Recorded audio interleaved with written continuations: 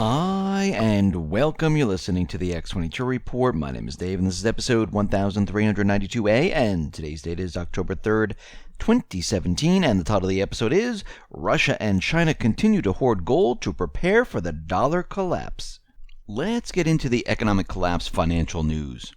Now, we've been following the global economy, and we realize that most of the numbers that these governments put out, they're completely fake, phony, and false, and we've shown how they manipulate these numbers very, very easily.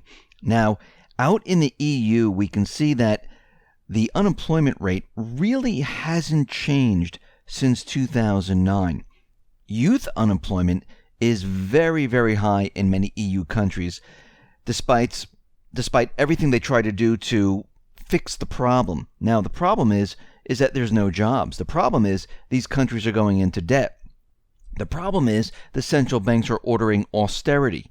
And when you put all of this together, you get a situation which, guess what? It cannot be a robust type of an economy. They destroy economies. They don't make them better. And this is exactly what we're seeing now. Here in the United States, what they've done is they've completely manipulated the statistical numbers. They make everyone believe that the economy's doing well. They make everyone believe that, kids are going to college and they're getting a good education. They're coming out and they're getting jobs, which we know this is fake, phony, and false because we know the number of college students and the youth who are graduating high school, they are living with their parents longer and longer and longer. And we know that they've been modifying the student loans because most of these people can't pay back their student loans.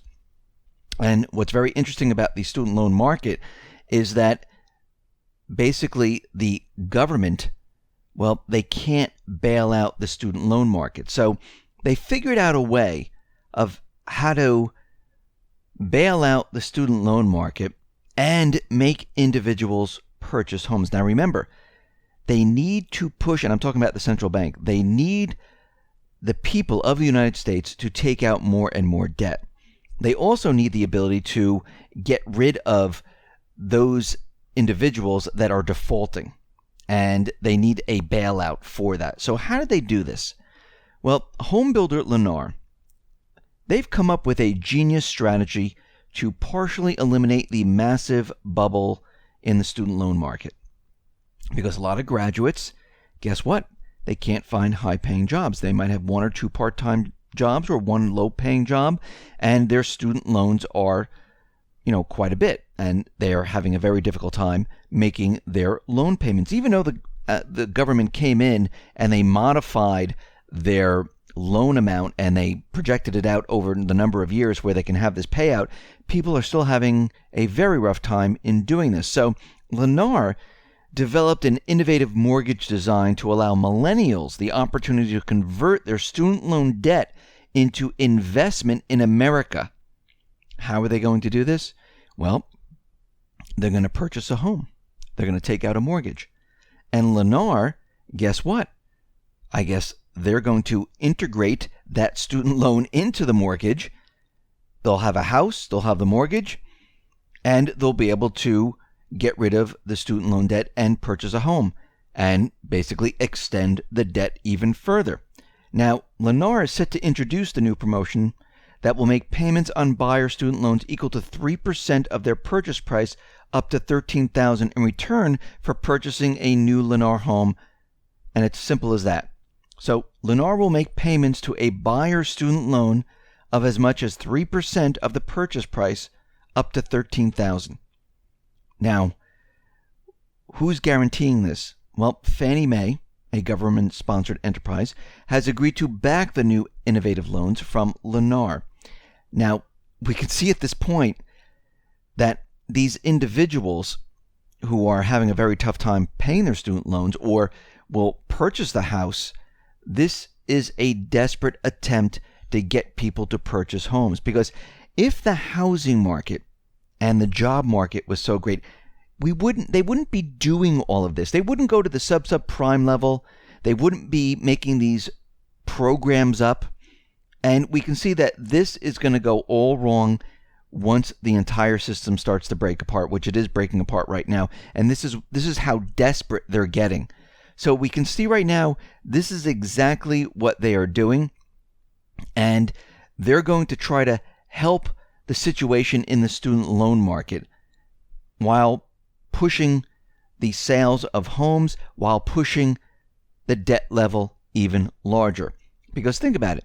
These individuals, if they have student loans of $30,000, they're going to pay up $13,000, plus they're taking out a mortgage, so their payment is even larger than it was once before. Now, it sounds good, but we can see right now that this whole thing is going to come to a screeching halt when everything starts to completely fall apart, and all these individuals that get in on this program, just like back in 2007, 2008, when all these people started to buy all these different homes at 0% interest, and they were buying house after house. This seems like we're heading down the same path, and it's going to be a complete and utter disaster. Now, we understand that Russia and China, they are ensuring their wealth by continually buying gold, actually trading the US dollar in for gold. And the Central Bank of Russia has more than doubled the pace of gold purchases over the past decade, adding more than 1,200 tons to its gold reserves, and this is according to the World Gold Council data. Now, in the second quarter alone, it accounted for 38% of all gold purchases by the central banks. And we can also see that China is doing the same thing, where they're continually hoarding gold because right now it's very, very inexpensive, and they understand that this is going to insure the country. And we see right now that both countries and many other countries are doing the same exact thing because they understand that the dollar is not going to survive that much longer. And everyone should be looking at this saying and scratching their head saying, well, if they're purchasing or trading in the dollar for all this gold, maybe we should do the same. Maybe we should buy some type of precious metal. Maybe we should insure our wealth somehow, some way, and do exactly what the other countries or central banks are doing. And we need to understand that this just didn't happen yesterday. This has been an ongoing process since 2009, 2010, where they continually added more and more gold to their vaults. And they've been preparing for a very long time. Now, we've been following this for quite a while, and we realize that Russia created a payment system, China's created a payment system. They understand that they bypassed the dollar. They started a trade amongst their own currency. China introduced the Shanghai Gold Exchange. They duplicated the markets out in China.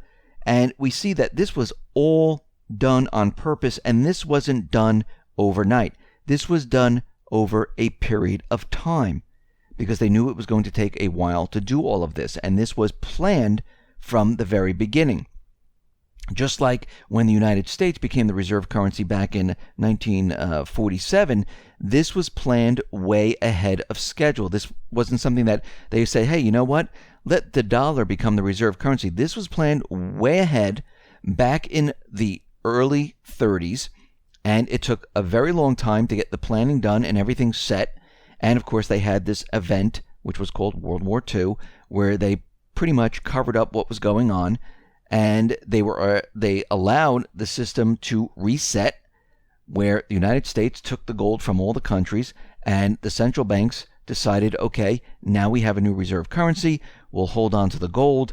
We'll basically peg the dollar to the gold, and eventually what we'll do is we'll remove the peg at a later date.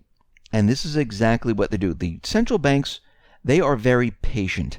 They understand that they don't need to rush and do things. They make a lot of money in between, and they realize that they can be very patient, they can be very methodical, and they can wait a period of time before they act. And we've seen this time and time again.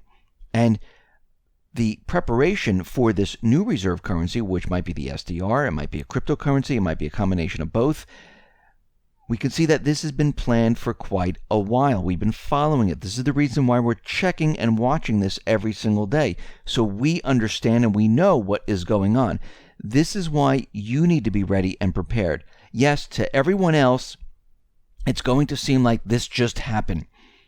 We might have some type of an event, and after the event, something will change and everyone's going to sit there going, wow, because we had this, no longer can the US be the reserve currency because the financial institutions were hit by some type of an attack or something happened, and this is why it's moving to the IMF or moving to China, wherever it's going to be.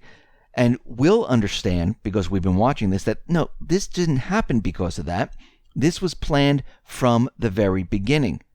And this is why you need to be prepared from the very beginning, because you don't want to be left out there saying, oh, I wish I bought gold. I wish I bought silver. I wish I bought some cryptocurrency. I wish I kept dollars on hand. I wish I had some food, some water, some supplies so I can barter. Just like when a storm approaches, all those people said, it's not going to hit. I don't really care. It's not going to be that big of a deal. I don't need to prep. And then all of a sudden the storm hits. Yes, some people didn't get hit that badly. The other people, well, it's a complete disaster, and they're sitting there going, wow, I wish I had a flashlight. I wish I had some drinking water. I wish I had boarded up my house. I wish I done and taken these steps to prevent what is coming. And the same thing is going to happen. And this is going to be an economic type of disaster. And you need to be ready and prepared for this, because one day, and this day is getting closer and closer, it's just going to hit. You will have no time to do anything. When the hurricane was approaching Texas and Florida, guess what? People ran out to get fuel before the storm was coming. The lines were very, very long. A lot of the pumps ran out of fuel. People were going into supermarkets buying water. The shelves were completely empty. Very difficult to find water. And this was for a hurricane. Can you imagine what would happen in an economic disaster where credit freezes up? Supplies aren't coming in. The dollar is devalued and we're hit with inflation. Do you think people are just going to sit back? No, they're going to go crazy. They're going to do exactly what they did when the hurricanes were approaching, but they're going to be a lot more scared. Why? Because that water, that loaf of bread, and everything else is going to continually move up in price, and they're going to scramble to get these supplies. So you don't want to be left out in the cold. You don't want to wait for this to happen. You want to be ready and prepared for what is coming. Listen, everyone, thanks a lot for listening. Be well, be safe, and especially be prepared. Thanks a lot.